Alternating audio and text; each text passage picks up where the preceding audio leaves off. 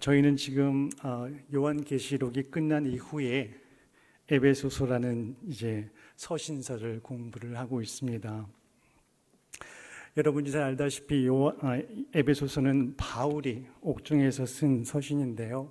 이 주요 내용은 올바른 교회관을 에베소 이방 교회에 있는 그 교인들에게 심어주고, 또한 교회의 근원과 교회를 세우신 하나님의 목적, 그리고 교회의 본질에 대해서 가르치기 위하여서 사도 바울이 직접 쓴 편지입니다. 1장부터 지금 진행이 되었고, 오늘이 2장 마지막 부분인데요. 복습하는 마음으로 1장부터 제가 간략하게 요약을 해드리겠습니다. 1장 1절에서 2절에서는 인사말로 시작을 하게 되고요. 그 다음 3절부터 14절까지는 삼위일체 하나님께서 인간을 구속하시기 위하여서 각각 행하신 구속 사역에 대해서 설명을 하고 있습니다. 성부 하나님께서는 창세 전에 우리를 택정하시고 그리스도를 통하여서 양자를 세우실 그 계획을 세우셨습니다. 그리고 성자 예수 하나님께서는 하나님께서 세우신 이 약속이 성취되고 이루어질 수 있도록 이 땅에 인간의 몸을 입고 내려오셔서 십자가에 못 박히심으로 인하여서 인간들의 죄를 대속하시는 그러한 일을 행하셨습니다. 그리고 성령 하나님께서는 예수님의 부활 승천 이후에 강림을 하셔서 우리가 하나님의 소유됨을 인치시고 구원의 보증인이 되어 주셨습니다. 그러한 내용이 이제 기록된 후에 사도 바울은 이러한 하나님의 구원의 사역의 역사로 인하여서 구원을 받은 에베소 교인뿐만 아니라 지금 이 땅에 살고 있는 모든 성도들을 위하여서 중보 기도를 하게 됩니다. 그 내용이 1장의 내용이고요. 이어서 2장에서는 죄와 허물 아래 있었던 인간이 구원받기 이전의 모습과 이후의 모습을 비교하고, 그리고 구원을 받은 인간의 모습이 결코 자신의 노력이 아닌 하나님의 은혜이고 하나님의 선물이기에 결코 자랑해서는 안 된다는 그 이야기를 지금까지 펼쳐 놓았습니다. 그에 이어서 이제 오늘 말씀인데요. 오늘 말씀의 주제를 먼저 말씀드리겠습니다. 오늘 본문 말씀은 교회의 본질이 무엇인가에 대해서 사도 바울이 얘기를 해주고 있습니다. 교회라는 것은 이웃 간의 화평을 이루시고 하나님과의 화목을 이루신 예수 그리스도 안에서 새로운 피조물이 된 그러한 자들이 성령 안에서 서로 연결하여 하나님이 거하시는 처소를 지어 나아가는 것, 그것이 바로 교회라고 말씀을 하고 있습니다. 이 말씀에 대해서 하나하나 좀 더 자세히 살펴보도록 하겠습니다. 오늘 본문 말씀을 보게 되면 14절에 그는 우리의 화평이신지라 라는 말로 시작을 하고 있습니다. 여기서 말씀하고 있는 그는 바로 예수 그리스도이십니다. 그리고 우리는 이방인을 대표하는 에베소 교인들과 유대인을 대표하는 바울을 포함한, 즉 예수 그리스도로 인하여서 구원함을 받은 우리를 얘기를 하고 있는데요. 그는 우리의 화평이시다라고 말씀을 하고 있습니다. 여기서 화평이라는 것은 세상적인 관점에서 화평을 얘기할 때는 전쟁이 없는 그러한 상태, 외적인 상태가 강조된 부분이라면, 성경에서 말하고 있는 화평이라는 것은 외적인 전쟁이 없는 상황 못지않게 중요한 내적인 것을 강조하고 있습니다. 즉, 성경에서 말씀하고 있는 화평이라는 것은 서로가 사랑 안에서 포용하고 하나 되는 것을 의미하고 있습니다. 즉, 예수님께서는 이방인과 유대인 사이에 있었던 벽을 깨시고 그들이 사랑과 포용 가운데에서 하나 되게 하시는 역사를 하셨다라는 내용을 담고 있는데요. 예수님께서 이방인들이 가지고 있었던 이 벽을 허셨다는 그 말의 의미 한번 살펴보도록 하겠습니다. 하나님께서 천지를 창조하실 때에는 모든 인류가 하나였습니다. 종류가 한 종류였었는데, 한 부류의 사람이었다면 이 부류가 두 부류로 나뉘는 때가 있었습니다. 그때가 바로 언제냐면 하나님께서 아브라함을 선택하신 때 이후부터입니다. 하나님께서 아브라함을 선택하신 이후에는 하나님의 백성과 그 외의 사람으로 나뉘어지게 되었습니다. 그렇다면 하나님께서는 왜 이 두 부류를 나눴을까요? 하나님께서는 아브라함을 불러서 그의 후손들을 하나님의 백성으로 삼으려 하셨습니다. 그 이유는 뭐냐면 그 백성을 장자로 삼아서 나머지 다른 많은 민족들에게 하나님이 어떠한 분이심을 증거하고 구원받을 수 있는 방법이 무엇인지를 증거하도록 하시기 위하였습니다. 뿐만 아니라 그들로 하여금 거룩한 구별된 자가 되어서 하나님이 어떠한 분이신가를 드러내게 하시기 위하여서 그들을 구별하여 부르셨습니다. 그리고 그들에게 하나님께서는 율법을 주셨습니다. 그 율법이라는 것은 하나님이 얼마나 공의로우시고 의로운 분이신가를 잘 드러내는 것입니다. 그래서 그 율법 속에는 도덕법도 있고 인간이 살아가는 데 있어서 필요한 사회법도 들어가 있고 뿐만 아니라 하나님 앞에 제사 드리는 제사법도 들어가 있습니다. 그런데 이 유대인들이 하나님께서 좋은 뜻을 가지고 그들을 불렀고 분류하였는데 그들이 자기중심적인 이기심을 통하여서 하나님의 좋으신 뜻을 왜곡하고 말았습니다. 잘못 사용하고 말았습니다. 그래서 그들은 자기들만이 하나님의 백성이고 나머지 다른 민족들은 야만인이자 개와 같은 존재로 여김으로 인하여서 스스로를 분리하는 그러한 우를 범하고 말았습니다. 그 결과로 서로는 유대인들은 이방인들을 무시하고 멸시한 반면에 그렇게 도도한 유대인들을 이방인들은 미워하고 핍박하였습니다. 즉 그들에게는 새로운 벽이 생겨버린 것입니다. 성경에서는 이것을 원수 혹은 막힌 담이라고 표현을 하고 있는데요.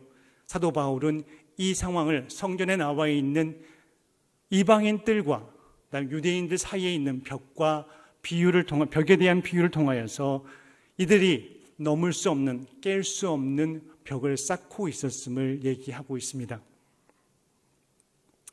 이렇게 예수님이 오시기 전까지 이스라엘 백성들과 이방인들 사이에는 약 2000여 년 동안 벽이 단단하게 세워져 있었습니다. 그런데 그 단단하였던 벽이 예수님이 오심으로 인하여서 무너지게 되었습니다. 본문 말씀 15절 말씀을 한번 다 같이 한 목소리로 읽어보도록 하겠습니다. 예수님께서 이 벽을 어떻게 하셨는지 그 답이 나와 있는데요. 한 목소리로 읽어보도록 하겠습니다. 법조문으로 된 계명의 율법을 폐하셨으니 이는 이 둘로 자기 안에서 한 세 사람을 지어 화평하게 하시고.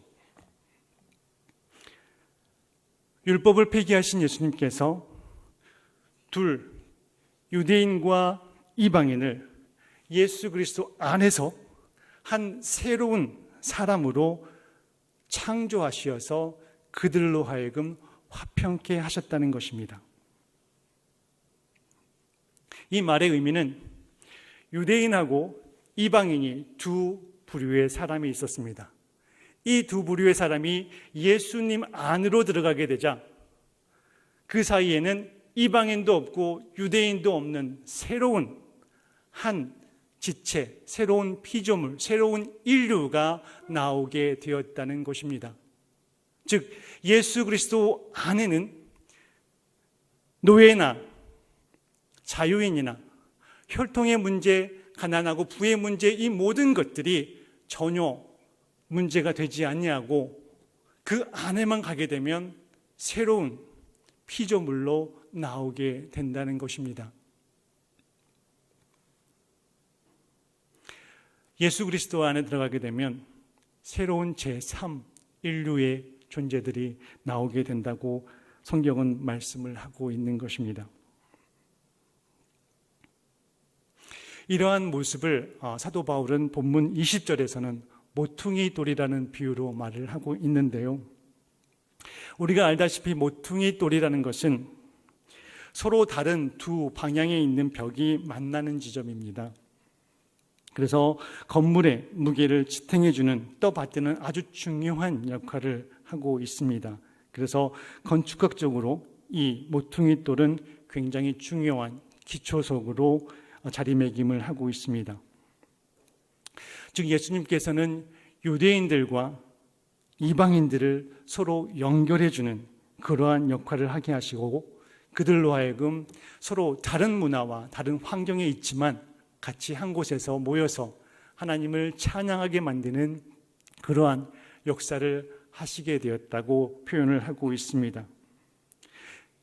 이와 같은 비슷한 것을 사도 베드로는 예수님을 산돌, 살아있는 돌이라는 말로 표현을 하고 있습니다.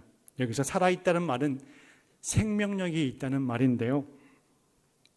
유대인과 이방인을 연결시켜주는 예수님께서 살아있는 돌이 되어서 그들에게 생명을 부여해 주심으로 인하여서 새로운 창조물을 만드셨다는, 그리하여서 그들로 하여금 한 몸을 이루게 하는 새로운 창조의 역사를 행하셨음을 본문 15절 말씀은 우리에게 말씀해 주고 있습니다. 이렇게 예수님을 통하여서 이방인과 유대인들이 화평하는, 화해가 되는 그러한 역사가 일어났습니다.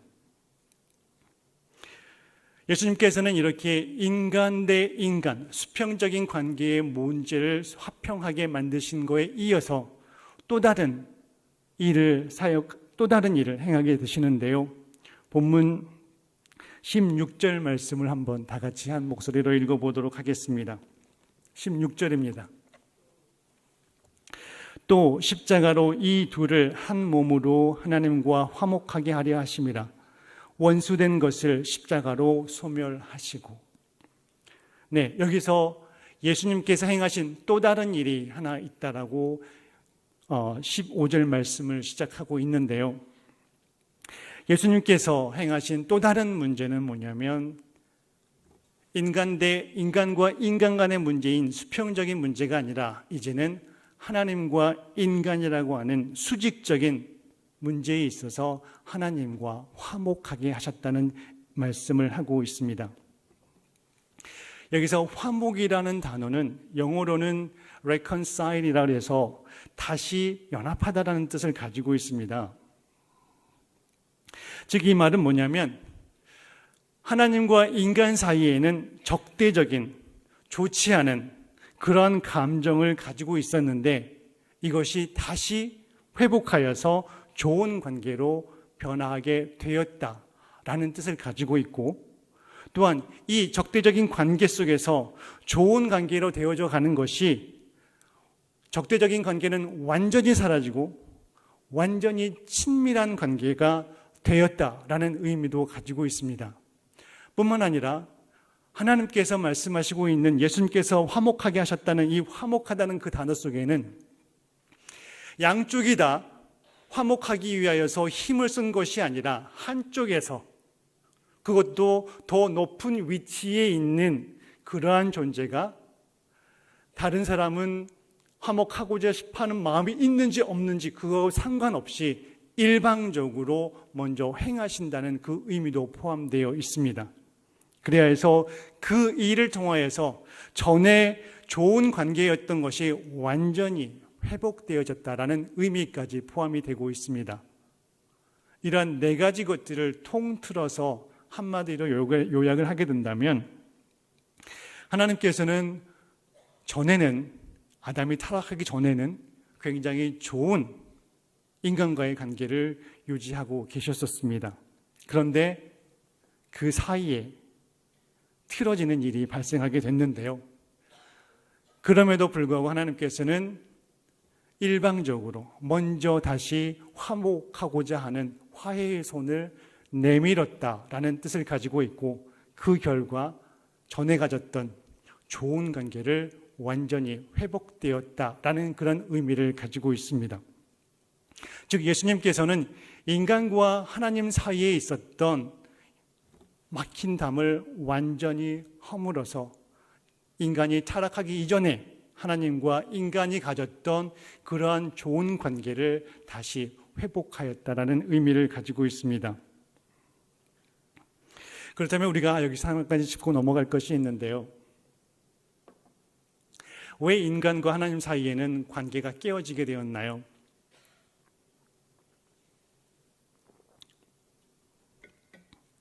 그것은 너무나 잘 알고 있는 상황입니다. 그것은 바로 죄인데요. 안타깝게도 우리 인간들에게는 죄라는 것이 들어오게 돼서 하나님과의 관계를 깨어버리는 그러한 우를 범하고 말았습니다. 하나님과의 인간과의 관계는 참 좋았습니다. 하나님께서 천지를 창조하시고 인간을 창조하신 후에 심히 좋아하시고 심히 기뻐하셨습니다. 그런데 그 사이에 죄가 끼어들므로 인하여서 하나님과의 관계가 깨어지게 되었습니다. 여기서 하나님과의 관계를 깨버렸다라는 그 의미는 무엇이냐면, 인간이 하나님과의 관계에서 벗어나고자 했다는 것, 즉 하나님 없이 살아가겠다고 고집피운 것을 의미합니다. 그런데 우리가 알다시피 인간은 본래 하나님에 의해서 지어졌고 또 하나님을 위해서, 하나님을 찬양하기 위하여서 창조되었습니다. 뿐만 아니라 하나님과 교제하도록 지음받은 그러한 존재입니다. 하나님을 찬양하고 하나님을 위하여서 하나님과 교제하기 위하여서 창조된 모습이 본래 인간의 모습입니다. 그런데 인간이 이것을 일방적으로 깨버렸습니다. 하나님의 명령을 무시하고 하나님의 말씀을 불순종하고 하나님의 관계를 끊어버렸습니다. 한마디로 하나님께 등을 돌려버렸습니다. 이것은 죄가 가져다 주는 엄청난 결과입니다. 죄가 가져오는 결과는 분열을 가져옵니다. 하나님과 인간의 분열, 인간과 인간의 분열, 그리고 죄는 또한 죽음을 가져옵니다. 죄를 지음으로 인하여서 인간들은 하나님과 단절되는 영적 죽음의 결과를 처하게 됐습니다. 뿐만 아니라 죄라는 것은 모든 고통의 원인이 되고 있습니다. 이러한 죄로 인하여서 하나님과 인간과의 관계는 단절이 되었습니다. 그런데 사랑의 만신 예수님께서 등을 돌린 인간들에게 화목의 손을 펼치셨습니다. 독생자를 내어주셔서 인간들의 모든 죄를 감당케 하시고 그리스도의 의를 전가시키어서 다시 화합할 수 있는 그러한 길을 여시기 위하여서 손을 내밀었습니다.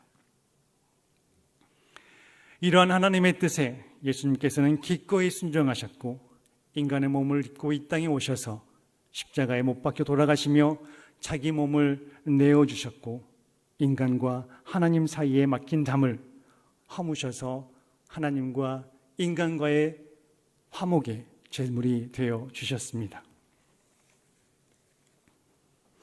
그래서 그리스도 안에서 인간 대 인간, 이방인과 유대인 간의 화평이 이루어지고 하나님과 인간과의 화목이 이루어짐으로 인하여서 온전한 십자가가 완성되었습니다.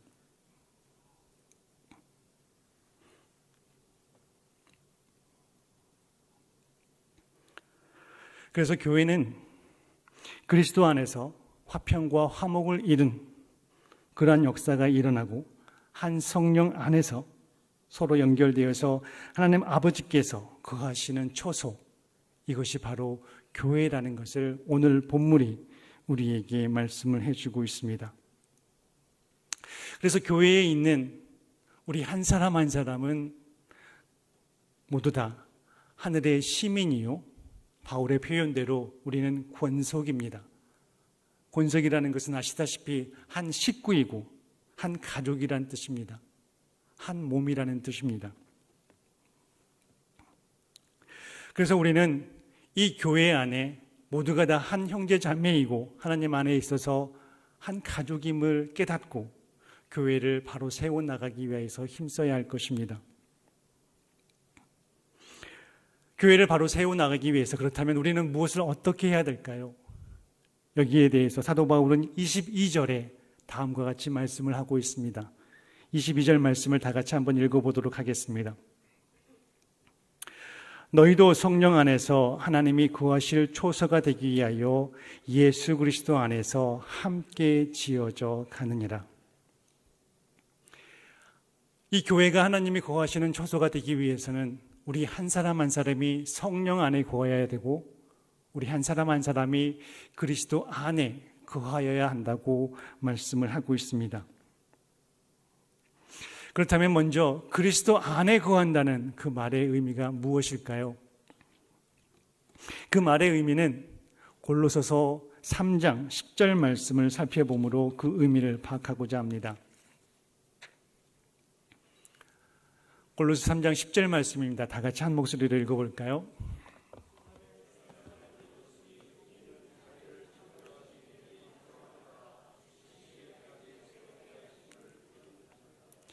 우리는 예수 그리스도에 의해서 새 사람이 되었습니다. 이 새 사람이 된 사람들은 어떠한 삶을 살아야 될까요? 12절부터 14절까지 말씀입니다. 골로새서 12절, 13절, 14절 말씀 한 목소리로 읽어보도록 하겠습니다.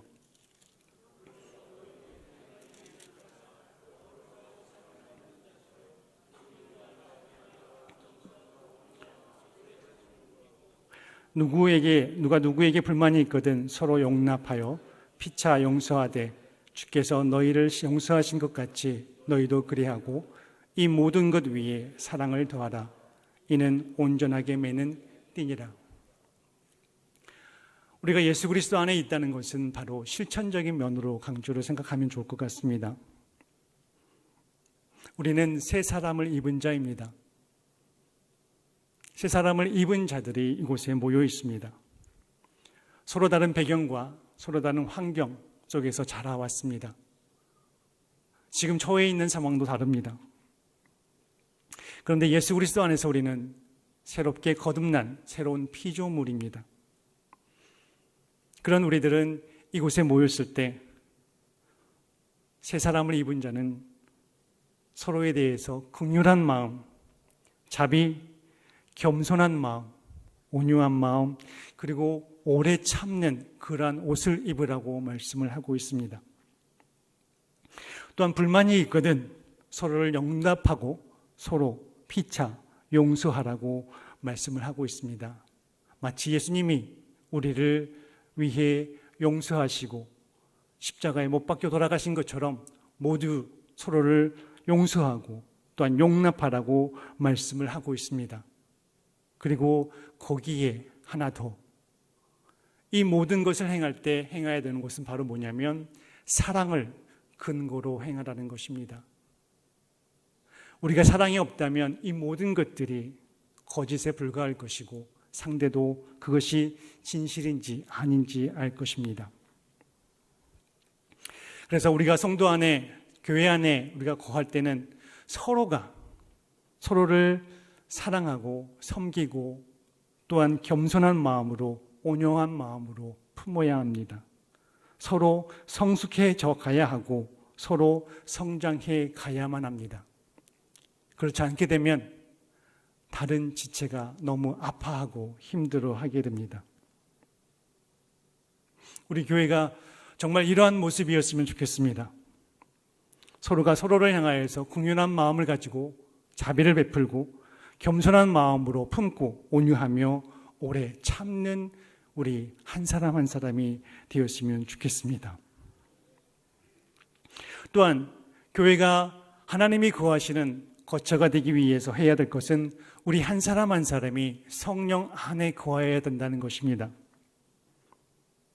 그렇다면 성령 안에 거한다는 것이 어떠한 의미를 담고 있는 것일까요? 에베소서 1장 17절부터 19절 말씀을 한번 다 같이 읽어보도록 하겠습니다. 우리 주 예수 그리스도의 하나님 영광의 아버지께서 지혜와 계시의 영을 너희에게 주사 하나님을 알게 하시고 너희 마음의 눈을 밝히사 그의 부르심의 소망이 무엇이며 성도 안에서 그 기업의 영광의 풍성함이 무엇이며 그의 힘의 위력으로 역사하심을 따라 믿는 우리에게 베푸신 능력의 지극히 크심이 어떠한 것을 너희로 알게 하시기를 구하노라.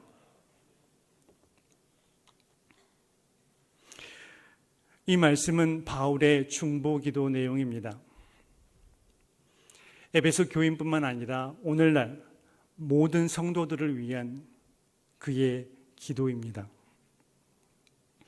사도 바울은 교회가 하나 되기 위하여서는 모두가 다 성령 안에 거해야 되는데 성령 안에 거하기 위해서는 이것은 인간의 힘으로 되는 것이 아니라 하나님의 은혜로 주어지는 것이기에 우리가 그 간구함으로 인하여서 성령 안에 거하기 위해서 힘써야 된다고 말씀을 하고 있습니다.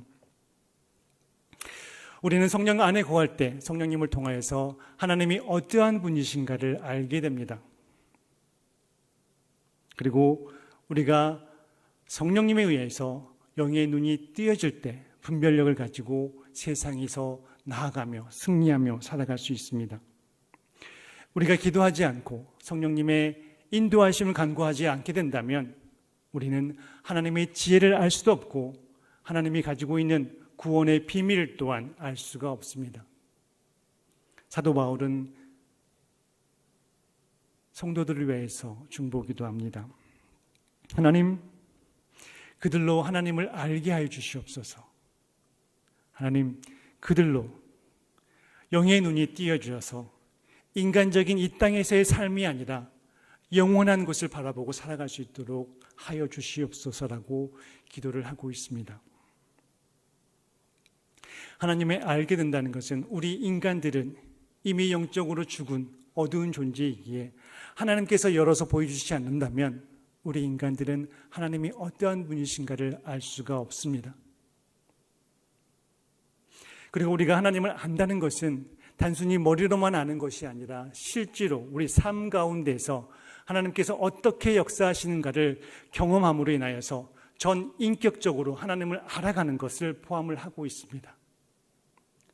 그렇기 때문에 우리는 하나님을 알아가기 위해서 몸부림치며 기도해야 되고 성령님께서 우리에게 그 모든 것들을 하나님의 비밀을, 구원의 비밀을 알 수 있도록 인도하시고 계시의 영을 부어주시어서 하나님이 어떠한 분이신지를 알 수 있도록 도와달라고 간구하여야 됩니다.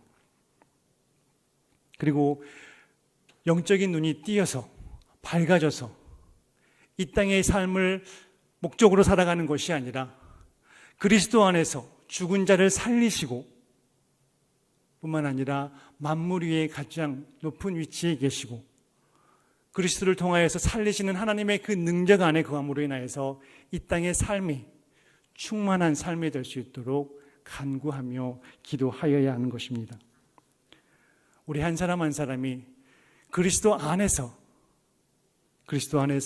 서로를 사랑하고 섬기며 이해하며 용납하며 오래 참고 나아갈 때, 그리고 성령 안에서 하나님이 어떠한 분이신가를 알 뿐만 아니라 영의 눈이 밝아져서 영적 분별력을 가지고 나아가게 된다면 제자교회는 하나님이 거하시는 처소가 될 것입니다. 이를 위하여서 우리 한 사람 한 사람이 그리스도 안에 거하고 성령 안에 거하시는 그러한 일을 위하여서 최선을 다하는, 그리하여서 하나님의 영광이 항상 머물러 있는 귀한 초소를 만들기 위해서 몸부림치는 여러분 모두가 되시기를 주님의 이름으로 간절히 축원합니다. 오늘 이 말씀을 기억하면서 찬송가